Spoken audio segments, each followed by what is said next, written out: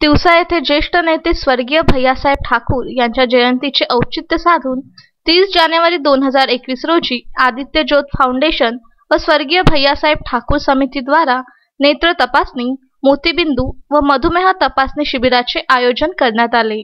या शिबिराचे उद्घाटन जिल्ह्याच्या पालकमंत्री तथा राज्याच्या महिला व बालविकास मंत्री ॲडव्होकेट यशोमती ठाकूर यांच्या हस्ते करण्यात आले। या शिबिराला जिल्हा परिषद अध्यक्ष बबलू देशमुख, आमदार बळवंत वानखेडे, माजी आमदार वीरेंद्र जगताप, तिवसा येथील वैद्यकीय अधीक्षक पवन मालुसरे, जिल्हा परिषद सभापती बाळासाहेब हिंगणीकर, महिला व बालकल्याण सभापती पूजा आमले, दिलीप काडबांडे, योगेश वानखेडे, मुकुंदराव देशमुख, सागर राऊत, दिवाकर घोगरे, अंकुश देशमुख, नगराध्यक्ष वैभव वानखेडे आदी मान्यवर उपस्थित होते।